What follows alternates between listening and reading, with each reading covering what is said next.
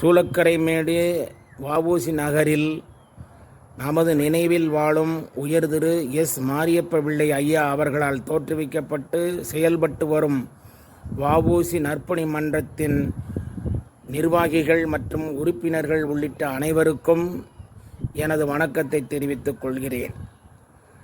இன்று 5/9/2024 உயர் திரு வ.உ.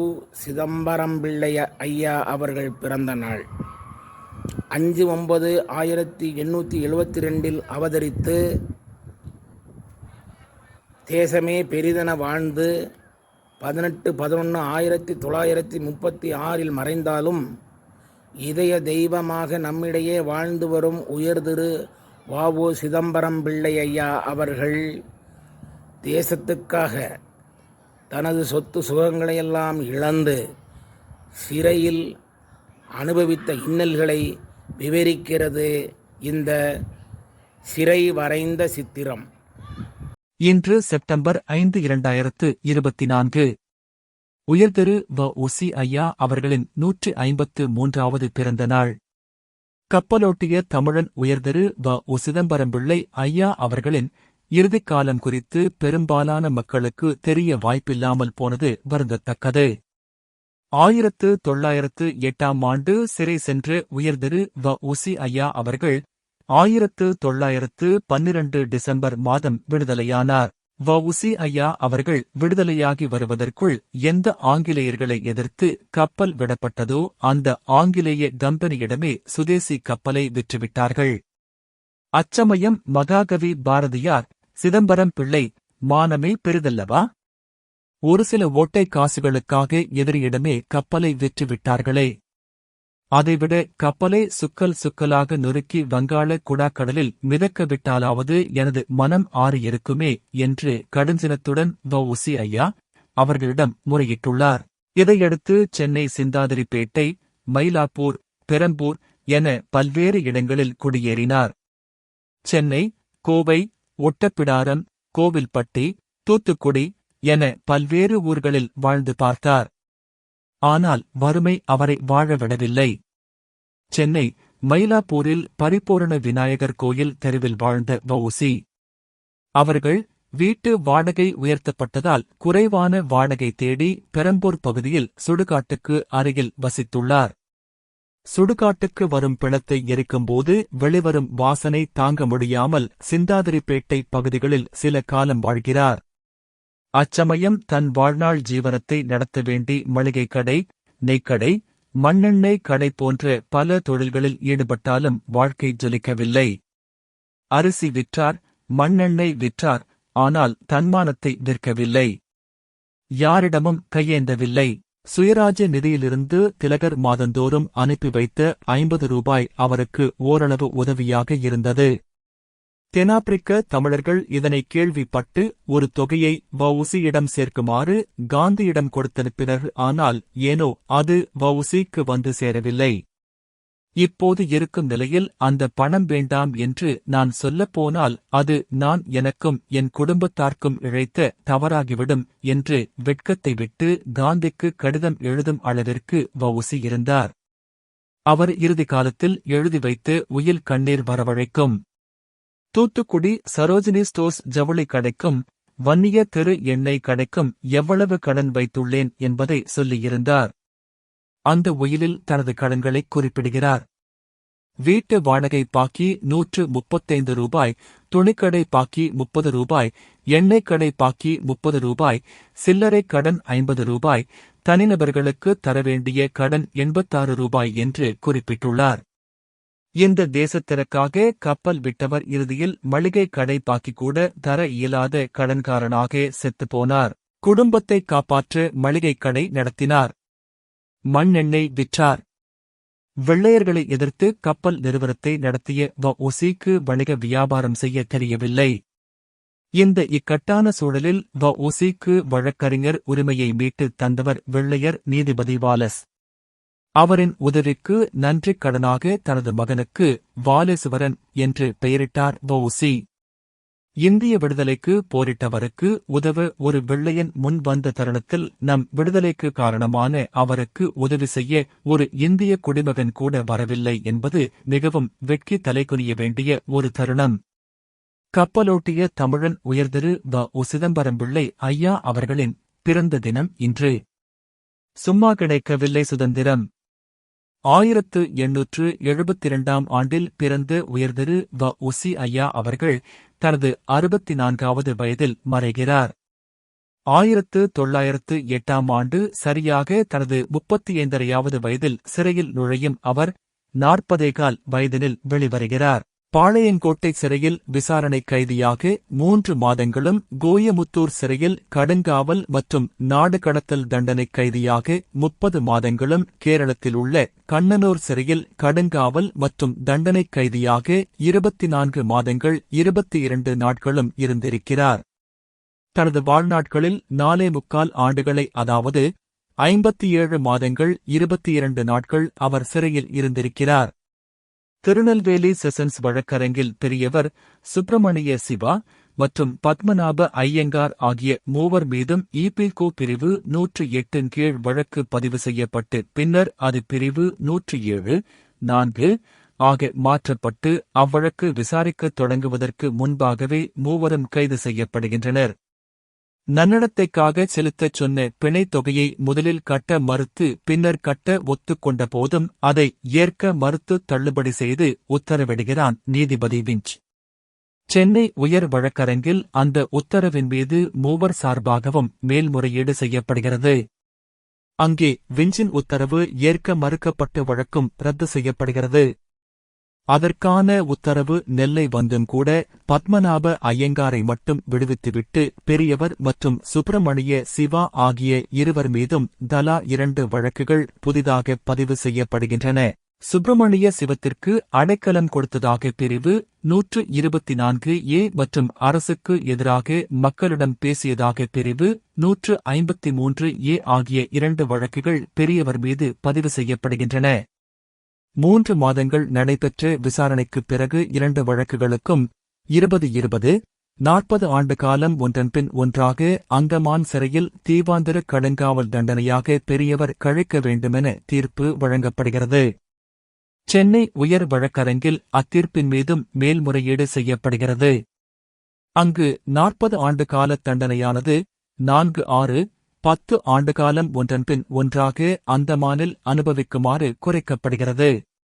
அதன் பின்னர் லண்டன் பிரிவியூ கவுன்சிலில் செய்யப்பட்ட முறையீட்டினால் நாடு கடத்தல் ரத்து செய்யப்பட்டு 10 ஆண்டுகளையும் ஒரே சமயத்தில், அதாவது 6 ஆண்டுகளுக்குள் 4 ஆண்டுகளையும் சேர்த்து மொத்தம் 6 ஆண்டுகள் அனுபவிக்குமாறு குறைக்கப்படுகிறது.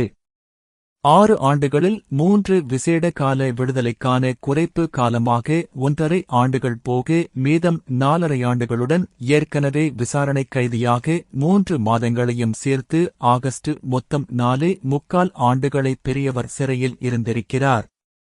சுமார் 5 ஆண்டு கால சிறை வாழ்க்கையின் பெரும்பாலான பகுதிகளை அவர் ஆங்கிலேய அதிகாரிகளை எதிர்த்து போராடியே கழித்திருக்கிறார். அவர்கள் பல விதங்களில் அவரை இழிவுபடுத்த முயற்சித்திருக்கிறார்கள். அடக்கி ஒடுக்க முயற்சித்திருக்கிறார்கள். அவரது பழக்க வழக்கங்களை கடைப்பிடிக்க விடாமல் தடுக்க முயற்சித்திருக்கிறார்கள். உணவு பழக்கங்களில் நெருக்கடி கொடுத்திருக்கிறார்கள். கடும் மன உளைச்சலை உண்டாக்கியிருக்கிறார்கள். அத்தகைய முயற்சிகளையெல்லாம் பெரியவர் முறியடித்திருக்கிறார். ஆனாலும் கூட அந்த ஆங்கிலேய சிறை அதிகாரிகள் அவரது உடலையும் மனதையும் கடுமையாக புண்படுத்தியிருக்கிறார்கள். கண் கலங்க வைத்திருக்கிறார்கள். இரத்தம் சிந்த வைத்திருக்கிறார்கள். அத்தனை கொடுமைகளையும் தாங்கிக் கொண்டாரே தவிர ஒருபோதும் அவர் தன் மனம் ஒப்பாத வேலைகளை செய்தாரில்லை. வ.உ.சி. ஐயா அவர்களது சிறை அனுபவங்களைப் பற்றி நாம் அறிந்து கொள்வதற்கு வ.உ.சி. ஐயா அவர்களே எழுதிய சுயசரிதத்தைத் தவிர நம்மிடம் வேறு எந்த ஒரு ஆவணமும் இல்லை.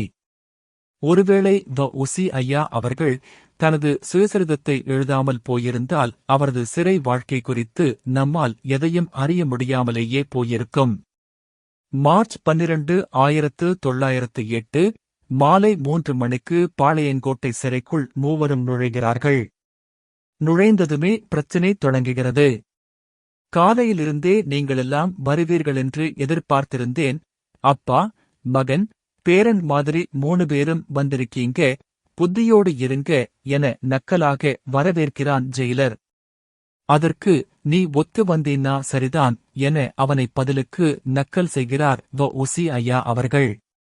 வெளியிலிருந்து உணவு வரவழைத்து சாப்பிடும் வாய்ப்பு விசாரணை கைதிகளுக்கு உண்டு என்பதால் அதற்கு என்ன சொல்கிறாய் என ஜெயிலரிடம் கேட்க அவன் சூப்பரண்டென்ட் அறைக்கு போகச் சொல்கிறான். போகிறார். சூப்பரண்டென்ட் வ.உ.சி. ஐயா அவர்களை பார்த்துவிட்டு, உன்னைய பார்த்தா கைதி மாதிரியே தெரியலையே, கைதியாகவே நீ உன்ன நினைக்கல போலிருக்கேன்னு அதட்டலாக கேட்கிறான். அதற்கு நீ சொன்னது உண்மைதான். நான் சொல்ல வந்ததைக் கேள் என்கிறார். ஒரு கைதி தன்னை கைதியாக கருதவில்லை என்று இவ்வளவு தெனாவட்டாக தன்னிடம் பேசி இதுவரை அவன் கண்டிருப்பானா? சூப்பரண்டென்டிற்கு சுள்ளென்று கோபம் வந்துவிடுகிறது. வ.உ.சி. ஐயா அவர்களை ஏற இறங்க பார்க்கிறான். கண்களை இறுக்கி முறைக்கிறான். வ.உ.சி. அவர்களும் விடவில்லை. அவரும் முறைக்கிறார். அப்புறம்தான் சூப்பரண்டென்ட் அடங்குகிறான். சாப்பாடு கொண்டு வருவதைப் பற்றிச் சொல், ஆள் காத்துக் கொண்டிருக்கிறார் என்கிறார் வ.உ.சி. அவர்கள். அவனும் சரி என்கிறான். இவ்வாறு சிறை அதிகாரிகளின் அதிகாரத்திமிருக்கு பணிந்து விடாமல் எதிர்த்து நிற்கும் போக்கு முதல் நாளிலிருந்தே தொடங்கிவிடுகிறது. எந்த அதிகாரியாக இருந்தாலும் சரி, நேருக்கு நேராக வாக்குவாதம் செய்கிறார். வழக்கறிஞராக இருக்கும்போது போலீசு மற்றும் நீதிபதியின் கண்களிலேயே விரலை விட்டு ஆட்டியவருக்கு இந்த சிறைத்துறை அதிகாரம் எம்மாத்திரம்? விசாரணை கைதியாக இருந்ததால் உடை, உணவு மற்றும் செய்தித்தாள் வரவழைத்து படிப்பது போன்ற வசதிகளெல்லாம் அவர் விரும்பியவாறே கிடைத்துள்ளன. ஜூலை 8, 1908 அதிகாலையில் அவர் கோயமுத்தூருக்கு கொண்டு செல்லப்படுகிறார். ஜூலை 9, 1908 முதல் டிசம்பர் 1, 1910 வரை இருந்த கோவை சிறைவாசம்தான் வ.உ.சி. ஐயா அவர்களின் சிறைவாசத்தில் குறிப்பிடத்தக்கதாக உள்ளது. அங்கு ஜெயிலராக இருந்தவன் பெயர் மிஞ்சேல். தூத்துக்குடியில் கலெக்டர் ஆஷ் செய்த அக்கிரமங்களுக்கு சற்றும் குறைந்ததல்ல கோவை சிறையில் ஜெயிலர் மிஞ்சேல் நடத்திய அக்கிரமங்கள். வ.உ.சி. ஐயா அவர்களுக்கும் இவனுக்கும் பெரும் பனிப்போரே நடந்திருக்கிறது. தனது அதிகாரத்தை பயன்படுத்தி அவன் செய்த அட்டூழியங்களையெல்லாம் நேரடியாகவும் சில நேரங்களில் சட்டங்களின் மூலம் கிடைத்த மிகச்சிறிய வாய்ப்புகளை பயன்படுத்தியும் வ.உ.சி. ஐயா அவர்கள் அந்த ஜெயிலரை ஒடுக்கியிருக்கிறார். சணல் பிரிக்கும் இயந்திரத்தைச் சுழற்றியதில் வ.உ.சி. ஐயா அவர்களது கைத்தோல் உரிந்து இரத்தம் வடிந்து கண்ணீர் வடித்திருக்கிறார். அதற்கு மாற்றாக செக்கு இழுக்க வைக்கப்பட்டிருக்கிறார். அதனைத் தடுத்த கைதிகளை தாக்கியிருக்கிறான் ஜெயிலர் மிஞ்சேல். அச்சமயத்தில் நீதிபதி பின்ஹே வழங்கிய நாடு கடத்தல் தண்டனை ரத்து செய்யப்பட்டதால் தற்காலிகமாக அக்கொடுமைகளிலிருந்து தப்பிக்கிறார். கோவை சிறையில் நடந்த கைதிகளின் போராட்டமும் அதற்கு நீதிமன்றத்தில் வ.உ.சி. ஐயா அவர்கள் சொன்ன துணிச்சலான சாட்சியமும் அவ்வாறு சொன்னதற்காக காங்கிரஸ் கட்சியினால் அவர் கண்டிக்கப்பட்டதும் வ.உ.சி. ஐயா அவர்களுடைய வரலாற்றில் மிகவும் முக்கியமான விஷயங்களாகும். சிறை கைதியாக இருந்த வண்ணார் சாதியைச் சேர்ந்த இராமன் என்பவர் வ.உ.சி. ஐயா அவர்கள் குறித்து அறிந்ததால் தனது தலைக்கு மேலாக இருகரங்களையும் கூப்பி வணங்குகிறார். இதை பார்த்து பொறுக்க முடியாத ஜெயிலர் மிஞ்சேலால் தொடங்கப்பட்ட பிரச்சனையானது கைதிகளின் போராட்டமாக மாறி அதை அடக்கச் செய்த முயற்சியில் நடந்த துப்பாக்கிச் சூட்டில் கைதி ஒருவர் உயிரிழக்க இறுதியில் மிஞ்சேலை ஸ்ட்ரெச்சரில் வைத்து தூக்கிச் செல்லும் நிலையில் முடிந்தது. துணை ஜெயிலராக பதவியிறக்கமும் பெற்றான் அவன். 40 ஆண்டு தண்டனை காலமானது 4, 6, 10 ஆண்டுகாலம் சேர்த்து அனுபவிக்கும் கடுங்காவலாக மாற்றப்படுகிறது. மிஞ்சேலும் சிறை கண்காணிப்பாளன் காற்றனும் மீண்டும் அவரை செக்கிழுக்க வைக்கிறார்கள்.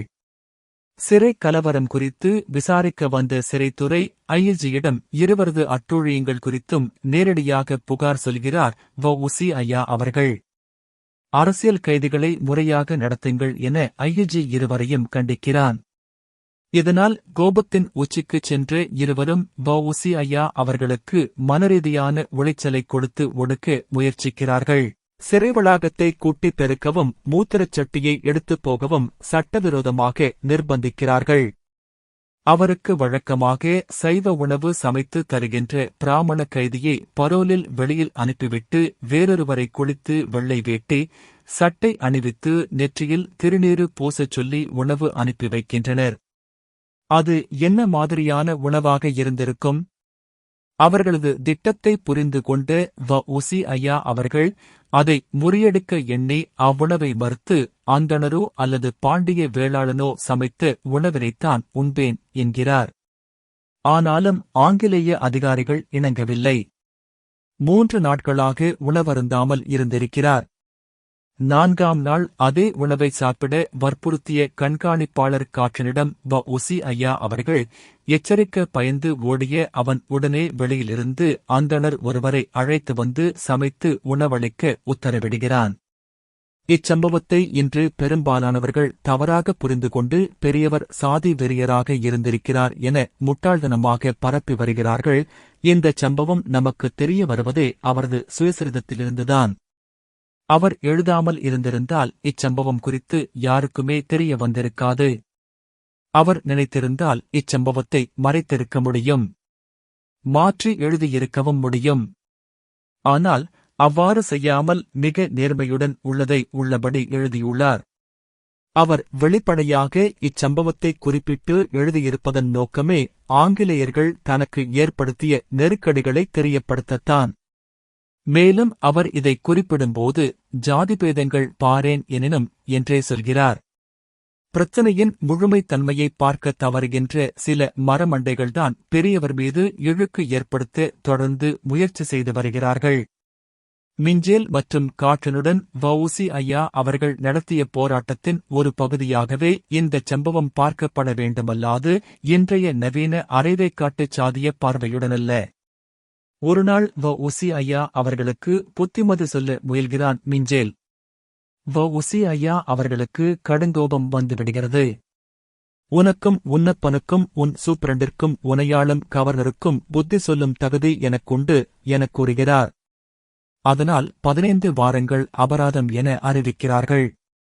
ஆனால் 1 வாரத்தில் அவர் கண்ணனூருக்கு மாற்றப்படுகிறார்.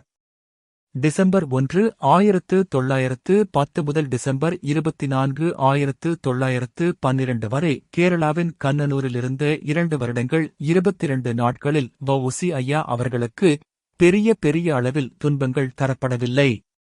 ஆனாலும் அவ்வப்போது சிறை அதிகாரிகள் அதிகாரத்திமிரை காண்பித்தே வந்துள்ளனர். கோயமுத்தூர் போலவே இங்கும் ஆய்விற்கு வந்த ஐ.ஜியிடம் அவர்களின் நடத்தைகளைச் சொல்கிறார் வ.உ.சி. ஐயா அவர்கள். அதனால் ஐ.ஜி அவருக்கு எழுத்துக் கோர்க்கும் வேலையைத் தர உத்தரவிடுகிறார். மெய்யறிவு மற்றும் மெய்யறம் ஆகிய 2 நூல்களையும் அப்போதுதான் எழுதினார். இருப்பினும் கடைசி சில மாதங்களிருக்கையில் இவர்கள் கூப்பிட்டதையும் அறியாமல் தன்னை மறந்து கடவுளை நினைந்து நின்றதால் அரிசிச்சோறினை நிறுத்துகிறார்கள். விடுதலையாவதற்குள் அரிசிச்சோற்றினைப் பெற்றுவிட வேண்டும் எனும் எண்ணத்தில் தினமும் விளக்கெண்ணெயைக் குடிக்கிறார். உடல் எடை குறைந்து அரிசிச்சோற்றினைப் பெற்ற போதும் உடல் வலிமை குன்றினார். டிசம்பர் 24, 1912 கிறிஸ்துமஸிற்கு முதல் நாளில் விடுதலையாகிறார்.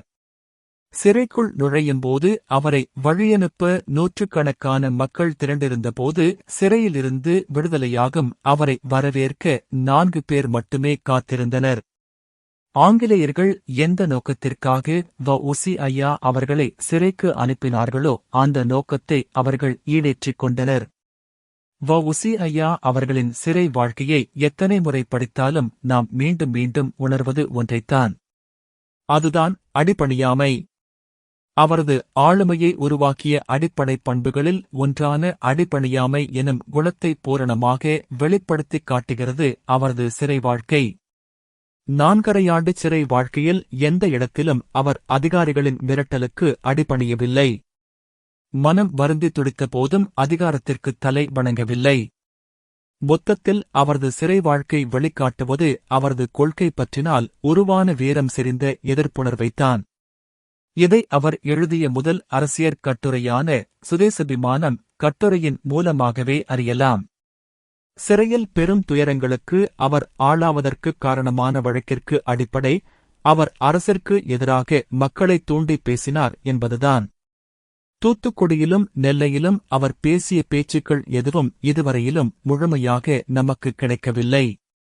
ஆனால் வ.உ.சி. ஐயா அவர்களின் பேச்சினை பிரிட்டிஷ் சாம்ராஜ்யத்தின் மான பிரச்சினை என கலெக்டர் எல்.எம். விஞ்ச் குறிப்பிட்டு அவனை அரசிற்கு எழுதிய கடிதத்தில் குறிப்பிடுகிறான். அவருக்கு சிறை தண்டனையை பெற்றுத்தந்த வ.உ.சி. ஐயா அவர்களின் இப்பேச்சானது இன்றைய இந்தியாவிற்கும் பொருந்துமா என நீங்கள் சிந்திக்கலாம். அப்படி பொருந்தினால் அதுதான் வ.உ.சி. ஐயா அவர்களின் வீரமிக்க தியாகத்தை உருவாக்கிய அவரது கொள்கையை நாம் புரிந்து கொள்வதற்கான முதல் படியாக அமையும். இதோ வ.உ.சி. ஐயா அவர்களது பேச்சு. அயல் நாட்டவர்களால் நடத்தப்படுகின்ற நிர்வாகம் சுதேசிகளின் பயன் கருதி செயல்படும் என எதிர்பார்ப்பது முட்டாள்தனமானது. நீண்ட காலத்திற்கு அரசாங்கம் ஆங்கிலேயர்களின் கைகளில் இருந்தால் இந்நாடு கட்டாயமாக பாதிக்கப்படும். இந்தியா ஒவ்வொரு ஆண்டும் மேலும் மேலும் ஏழையாகிக் கொண்டிருக்கிறது. அதன் உண்மையான வளங்களை மீட்பதற்கு 3 வழிகள் உள்ளன. 1. சுதேசியம். 2. பாதகச் செயல்கள் புறக்கணிப்பு. 3. தொழிற்சாலை வளர்ச்சி. இவற்றை பின்பற்றினாலே இந்தியாவின் உண்மையான வளங்களை மீட்க முடியும் என்று பேசியுள்ளார். வ.உ.சி. ஐயா அவர்களின் இப்பேச்சு அவரது ஆழமான தேசப்பற்றினை வெளிப்படுத்துவதாகும். வ.உ.சி. ஐயா அவர்களின் தியாகம் நமது மனதில் தேசப்பற்றினை வளர்ப்பதாக அமையட்டும். நமது நினைவில் வாழும் உயர்திரு வ.உ. சிதம்பரம் பிள்ளை அவர்களின் நமது தேசத்திற்கான தன்னிகரில்லா தியாகத்தை நினைந்து போற்றுவோம். இங்கு வருகை தந்து வ.உ.சி. ஐயா அவர்களின் பிறந்த நாள் விழாவை சிறப்பித்த சங்க நிர்வாகிகள் மற்றும் உறுப்பினர்கள் உள்ளிட்ட அனைவருக்கும் எனது மனமார்ந்த நன்றியை தெரிவித்துக் கொள்கிறேன். இவ்விழாவில் பரிசு பெற்ற அனைவருக்கும் எனது வாழ்த்துக்கள். வாழ்க வளமுடன். வணக்கம்.